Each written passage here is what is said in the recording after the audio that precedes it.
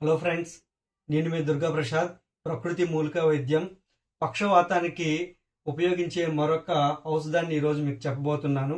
ఇది కేవలం పక్షవాతానికే కాదు, మెదడుకు శక్తినిస్తూ హిస్టీరియా, మూర్ఛ, నరాల బలహీనతను తగ్గించేటటువంటి ఔషధం. ఇది పక్షవాతానికి రాజస ఔషధం అని కూడా చెప్పొచ్చు. రసరాజ రసం. దీనిలో ఎక్కువగా చింతలూరి లేదా వెంకటేశ్వరిని వాడినా లేదా ఇంకాప్స్ వాడితే మంచి రిజల్ట్ అనేది కనిపించడం అనేది నేను అబ్జర్వ్ చేశాను. అయితే వీటిని ఎలా తయారు చేసుకోవాలంటే 10 గ్రాములని 50 మోతాదులుగా తయారు చేయాలి.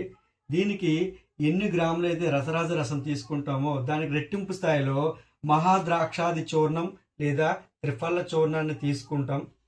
వీటిని ఈ మోటర్ అండ్ పిస్టన్లో వేసి బాగా కలియబెట్టుకున్న తర్వాత మనం మోతాదులను తయారు చేస్తాం.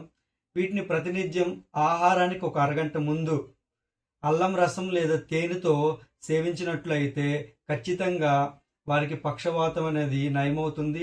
వీటితో పాటు ఎవరికైనా నరాల బలహీనత, హిస్టీరియా, మూర్ఛ అంటే ఫిట్స్ అంటాం కదా, అట్లాంటి సమస్యలు ఉన్నా సరే వారికి నయమవుతుంది. కొంతమంది పేషెంట్లకి ఎక్స్ట్రీమ్ వీక్నెస్ ఉండేటప్పుడు వారికి అశ్వగంధ అరిష్ట లేదా అశ్వగంధ లేహ్యంతో ఈ ఔషధాన్ని సేవించినట్లయితే మరింత ఎక్కువ ఫలితం అనేది కనిపిస్తుంది. చిన్నపిల్లలకైతే ఖచ్చితంగా తేనెతో మాత్రమే ఇది ఇవ్వాలి. Okay, thank you for watching. Bye bye.